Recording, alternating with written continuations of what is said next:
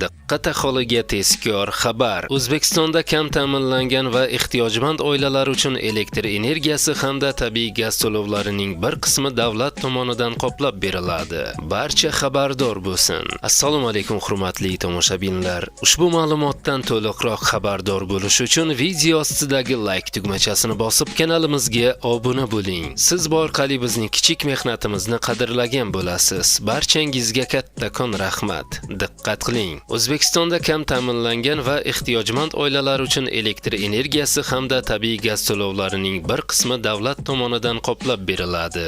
Bu tartib Vazirlar Mahkamasining tegishli qarori bilan belgilangan bo'lib, unga ko'ra belgilangan bazaviy me'yordan ortiq sarflangan elektr energiyasi va tabiiy gaz uchun kompensatsiya ajratiladi.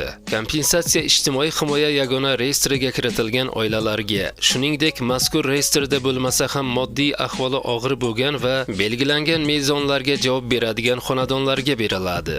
Bunda oilaning har bir a'zosi hisobiga to'g'ri keladigan daromad minimal iste'mol xarajatlarining 1,5 baravaridan oshmasligi lozim. Qarorga ko'ra davlat tibbiy gaz bo'yicha isitish mavsumida bazaviy me'yordan tashqari yana 250 kub metrgacha, boshqa mavsumlarda esa 150 kub metrgacha bo'lgan ortiqcha sarf xarajatni qoplaydi.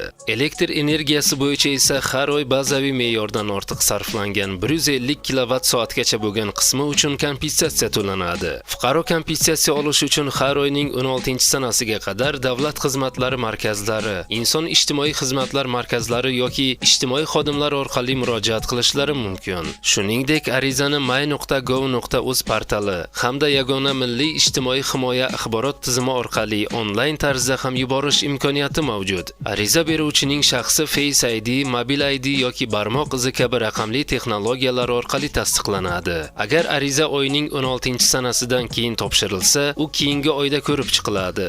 Ayrim holatlarda kompensatsiya berish rad etilishi mumkin. Masalan, oilaning daromadi belgilangan me'yordan yuqori bo'lsa yoki mulkida qo'shimcha uy-joy, yer uchastkasi va boshqa qimmatbaho aktivlar mavjud bo'lsa, davlat yordami tayinlanmaydi. Tekshiruvlar yakunlanganidan so'ng kompensatsiya oluvchilar ro'yxati shakllantiriladi va har oyning 5-sanasigacha Xalq bankiga taqdim etiladi. Mablag'lar esa keyingi oyning 27-sanasiga qadar fuqarolarning ijtimoiy yoki bank kartalariga o'tkazib beriladi. Ma'lum qilinishicha, agar oilaning ijtimoiy va iqtisodiy ahvolida o'zgarish bo'lmasa, keyingi oylarda qaytadan ariza berish talab qilinmaydi. To'lovlar avtomatik tarzda davom ettiriladi. Ushbu xizmat mutlaqo bepul bo'lib, amaldagi tartib 2027-yil 1-aprelga qadar amal qilishi belgilangan, deyiladi xabarda. Hurmatli tomoshabinlar, shu kabi yangiliklardan tez-tez xabardor bo'lib turishni istasangiz, videorolik ostidagi like tugmachasini bosib kanalimizga obuna bo'ling.